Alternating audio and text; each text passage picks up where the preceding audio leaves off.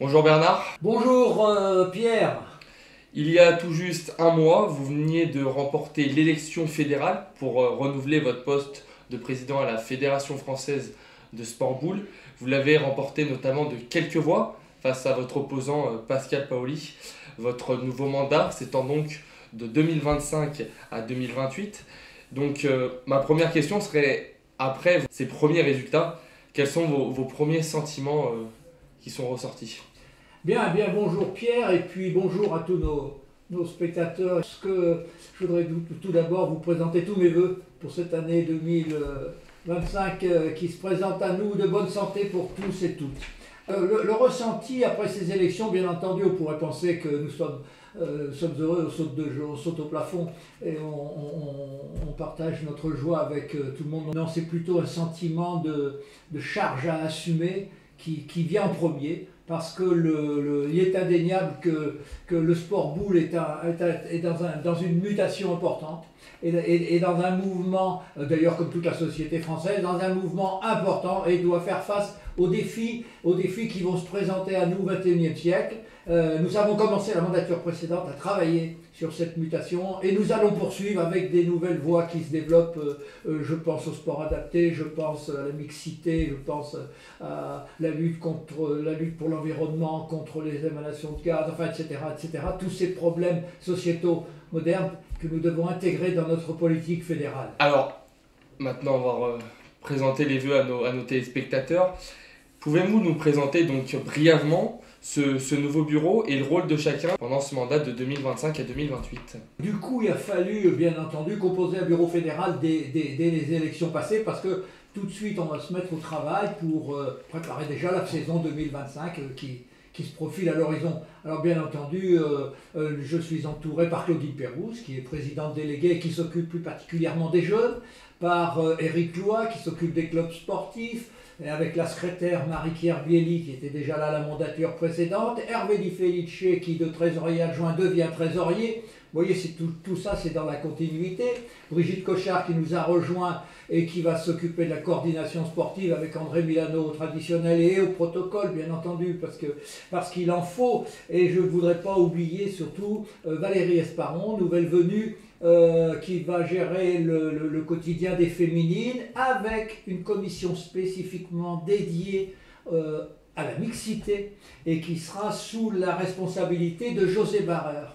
Une autre commission nouvelle, le sport adapté, encore plus forte au sein de notre comité directeur, avec Bernard Wigzik, avec une inclusion nécessaire à faire dans notre sport également. Voilà, tout cela avec un enthousiasme et une force de travail certaine à venir. Donc après aussi ces résultats, vous avez eu l'annonce du fait que des personnes de la liste opposée devaient être présentes dans votre groupe.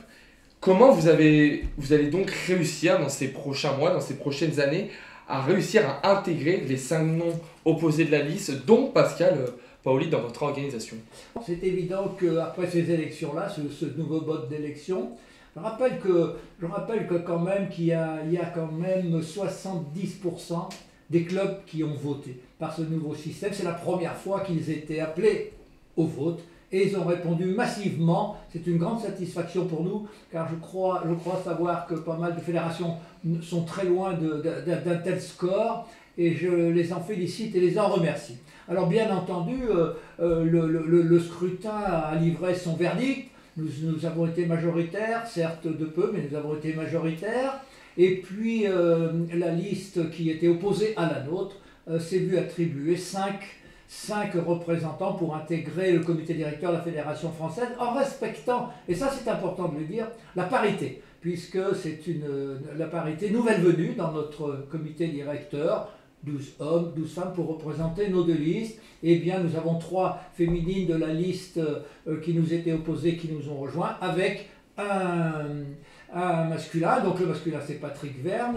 Et du côté des féminines, nous avons Chantal Fieujean, qui était déjà présidente au comité directeur dans la mandature précédente la nôtre. Nous avons Sophie Michalet et Andrea Rostin-Taillard, qui nous ont rejoints et qui, très sympathiquement, ont intégré les groupes de travail, ont intégré les commissions, et j'en suis très satisfait parce que, dans le fond, finalement, ce qui nous intéresse, c'est l'avenir du sport boule, et c'est pour ça que nous sommes là, tous ensemble.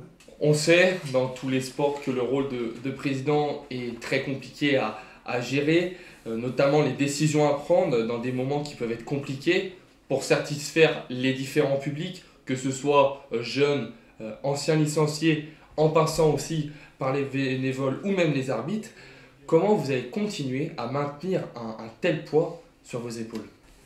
C'est la bonne question, parce que le rôle du président, ça n'est pas de tout faire. Le rôle du président, c'est de gérer tout cela, bien sûr, d'initier et de coordonner la politique fédérale au sein d'un comité directeur, puis par ruissellement, passant par les ligues et les comités, par ruissellement jusqu'aux AS, de sorte à ce que les licenciés ressentent la politique de la fédération française. Et donc, la politique de cette nouvelle mandature sera orientée tout spécifiquement sur les vecteurs majeurs de notre développement pour la prochaine mandature. Alors, ce sont lesquels ces vecteurs de développement? Les jeunes, ça fait 50 ans qu'on perd des licenciés jeunes. Dès cette saison, on a arrêté. On a arrêté la chute. Et on va même avoir une progression cette année. J'espère que tout ça va continuer. Mais rien ne se fera sans une action forte, continue, calculée d'avance. Et de ce côté-là, c'est important de souligner que les nouveaux accords que nous avons avec l'USEP, bientôt avec l'UNSS, vont faire en sorte que grâce au concours des professeurs des écoles s'initiant à notre sport, eh bien nous allons avoir, je dirais, comme une sorte de passerelle pour aller du sport scolaire au sport civil. On se rappelle tous que si on a fait tel ou tel sport, notamment les boules pour nous, mais d'autres, c'est parce que notre professeur de lycée ou de collège pratiquait un sport, était entraîneur dans un club et nous dirigeait vers ce sport. Il faut absolument remettre ce circuit, ce courant en route pour avoir des jeunes qui vont intégrer notre sport et puis surtout, et c'est important, le sport boule que nous pratiquons aujourd'hui ne sera pas le sport boule qui se pratiquera demain, ce n'est pas le sport boule qui peut-être intéresse les jeunes. Donc, nous avons décidé de créer une commission spécifique des jeunes U18 qui seront une force de proposition importante pour la fédération. Une source d'information également pour notre comité directeur, de sorte à prendre des décisions en bonne connaissance de cause. Et donc après ces réponses par rapport aux jeunes, un autre point assez important dans le monde du sport boule, les féminines, quelles sont pour vous les prochaines mesures qui seront mises en place pour aider à mieux développer le sport boule féminin? Alors ça c'est la bonne question. Parce que dans notre sport boule, on a tendance un petit peu de se satisfaire de nos féminines dont le nombre augmente régulièrement tous les ans. C'est vrai, c'est positif. Hein. Par exemple, je crois que sur 4 années, on a dû gagner 5 ou 600 licences féminines. Bon, c'est parfait. Les féminines représentent aujourd'hui 17% de notre effectif. Alors, on dit c'est bien. Non, c'est pas bien, c'est pas bien. L'ensemble du sport français est à 30%. Donc c'est notre objectif, c'est 30%. Et pour cela, on compte énormément sur la mixité. Et pour la simple et bonne raison, c'est que j'ai vu se développer au championnat de France mixte depuis 2 ou 3 ans un enthousiasme et une nouvelle façon de pratiquer notre sport qui m'a énormément plu et qui a plu au monde, aux médias, qui a plu aux spectateurs, qui plaît aux organisateurs et qui plaît aussi aux collectivités locales, il ne faut pas les oublier.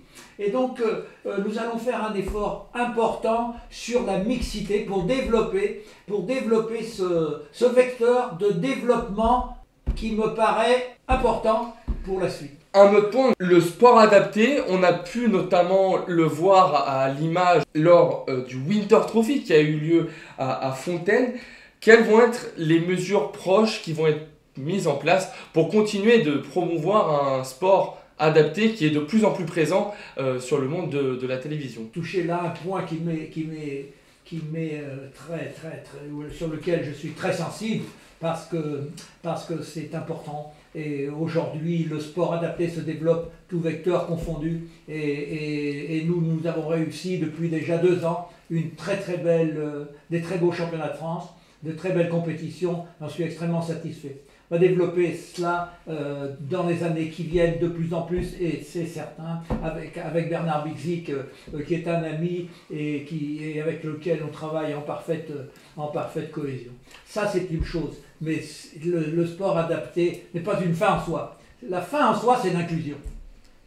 Et ça, nous y avons. Vous avez souligné le Winter Trophy, mais moi je rappellerai aussi le championnat de France vétéran à Moirans. L'inclusion du sport adapté, c'est le développement du sport adapté, c'est le développement du sport tout court. Ça sera au sein de notre fédération. Pour relancer encore sur un autre point qui est un peu similaire aux 3 autres passés, par rapport aux autres publics, on peut penser au sport entreprise, à la création d'entraînements où des joueurs par exemple de rugby, de foot viennent tester le sport boule. Est-ce que des mesures, est-ce que des journées vont être mises en place pour continuer de montrer aux gens la boule lyonnaise, le sport boule en général? Bien sûr.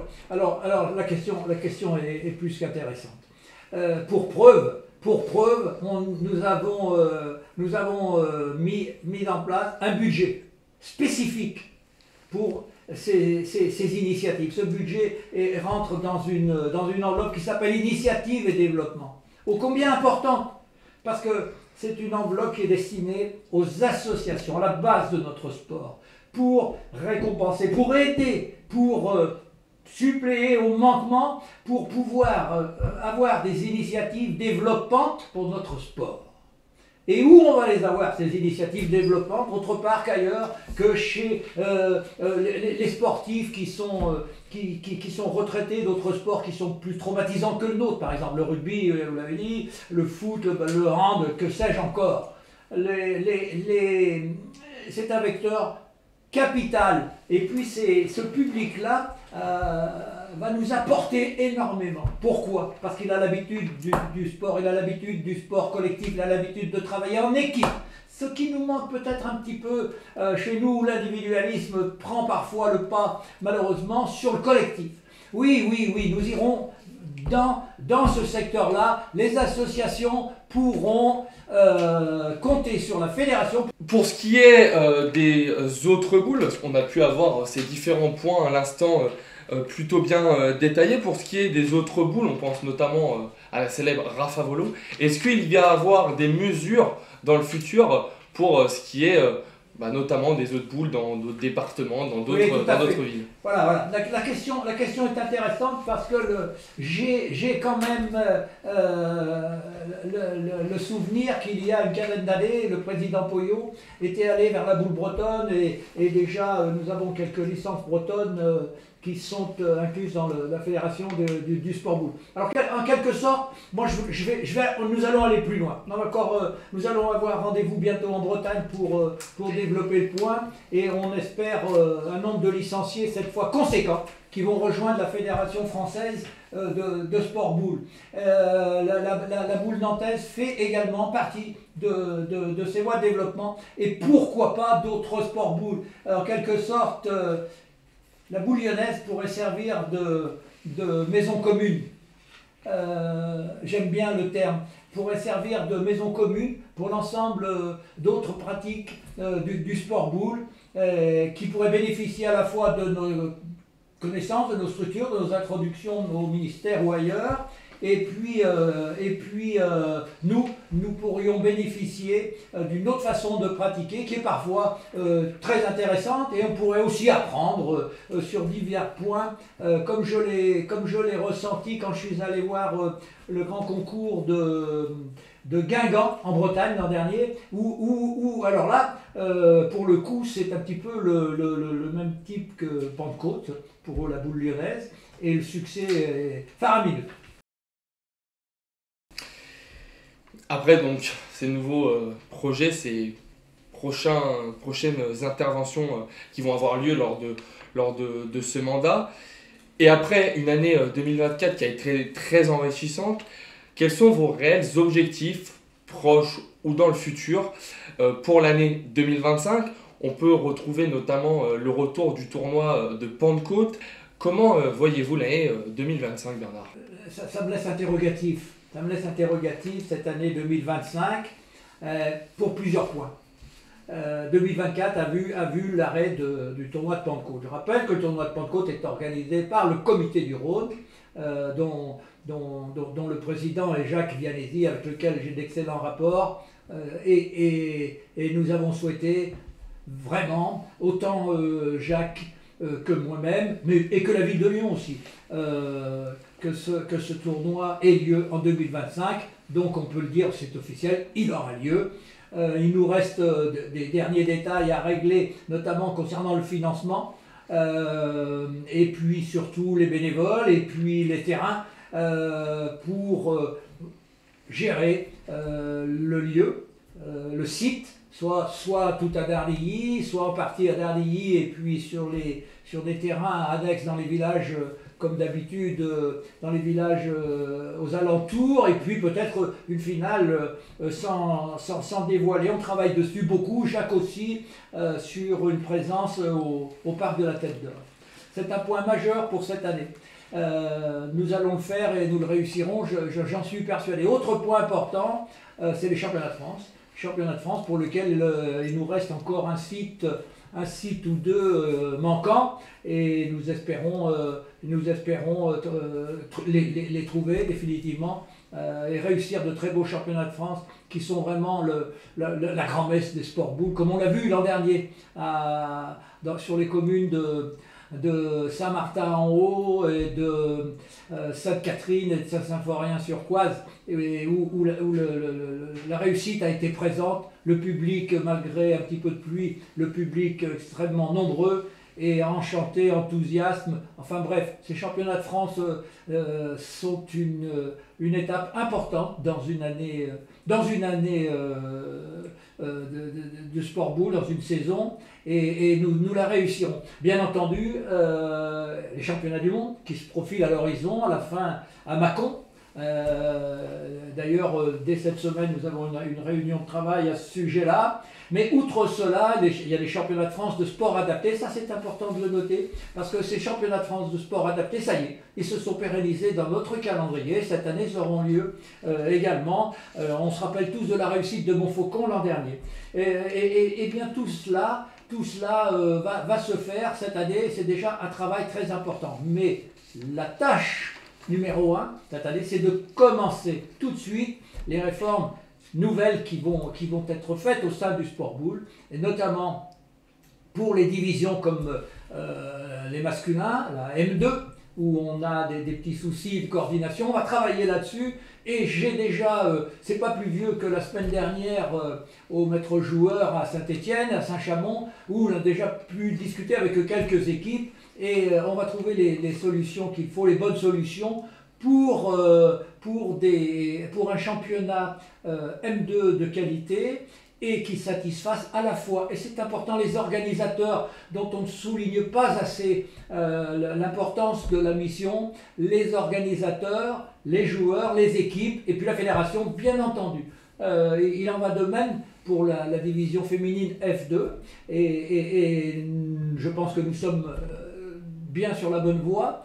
Et surtout, pour cette F2, il va nous falloir organiser au niveau national, et grâce au concours des ligues et des comités, je le répète inlassablement, mais ce sont des partenaires privilégiés, eh bien nous allons devoir créer un championnat F3 qui tienne la route, de sorte à faire une qualification pour le F2 qui soit crédible. Bien entendu, c'est le problème majeur de la réforme qui s'annonce à nous sur les catégorisations, sur les quotas. Eh bien ça, c'est en chantier, c'est parti, tout le monde va travailler là-dessus, des présidents d'AS, des présidents de comité, jusqu'au comité directeur de la Fédération française, et on espère aboutir pour le mois de juin à quelque chose de concret et de satisfaisant. Avec donc tous ces objectifs, tous ces projets dans le futur, êtes-vous maintenant confiant de votre deuxième mandat qui se procure de 2025 à 2028 et qui va donc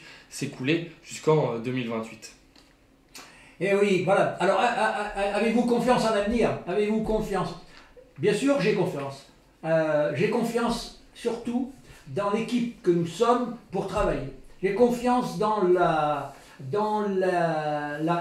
présence à nos côtés des présidents de ligue, des présidents de comité, parce que nous allons travailler tous ensemble à l'avenir de notre sport et à sa mutation. Et j'ai d'autant plus confiance que les présidents des AS, ayant eu droit de vote, doivent se sentir investis d'une nouvelle mission politique au sein de la fédération qu'ils n'avaient pas auparavant. Et bien entendu, ça va jouer un rôle important pour la suite de la vie fédérale. Pourquoi ça va jouer un rôle important? Parce qu'ils devront être associés aux prises de décision.